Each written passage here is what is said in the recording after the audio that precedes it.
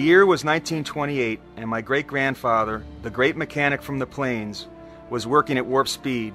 That year, the acquisition of Dodge Brothers made the Chrysler Corporation the third largest automobile company in North America. It was also the debut of the Plymouth automobile, the opening of the Chrysler Engineering Building, and the introduction of the DeSoto automobile, which established a first-year production record that lasted almost 30 years.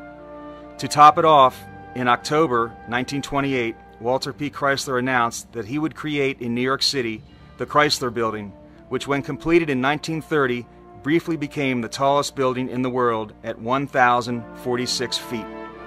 Its purpose was as complex as its design. It was a celebration of his business success, a tribute to the auto industry, a jolt of architectural and business energy for the languishing east side of New York City, and a personal legacy and incentive for his sons, Walter Jr. and Jack. Walter P. Chrysler and his architect, William Van Allen, designed a building that would pay tribute to the technology of the age.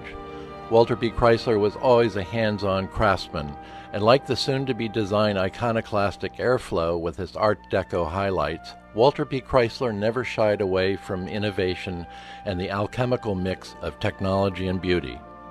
Universally admired by contemporary architects and often lauded as the finest example of Art Deco architecture in the world, the Chrysler building design was a daring break from architectural tradition, synthesizing ancient traditions with modern artistic insights. Contracted to build the tallest building in the world, Van Allen quickly found himself in a competition between the Empire State Building and the Manhattan Bank, later to become the Trump Building.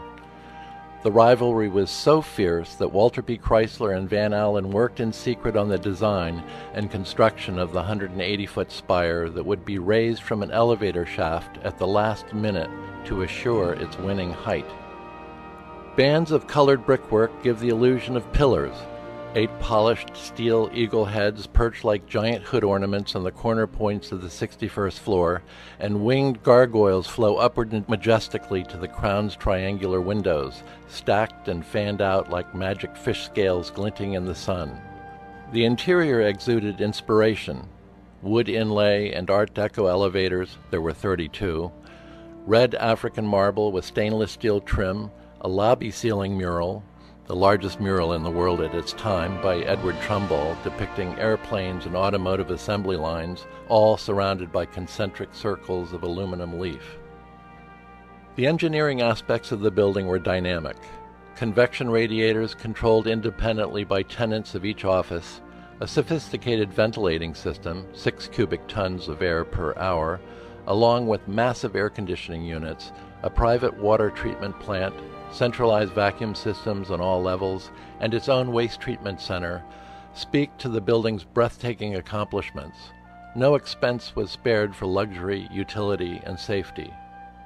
The 66th to the 68th floors were known as the Cloud Club. It was a personal Walter P. Chrysler touch that broke away from its modernist surroundings by using baronial Tudor-style construction with oak walls, pegged plank floors, wood beams and wrought iron chandeliers lending it a medieval ambience. A cloud mural across the vaulted ceiling gave the illusion of open sky, and a large etched glass frieze of auto workers paid homage to Walter P. Chrysler's working man's roots and to the lifeblood of the Chrysler Corporation. In response to its era, it was Prohibition, the Cloud Club was also a speakeasy available to its private members, complete with secret hieroglyphic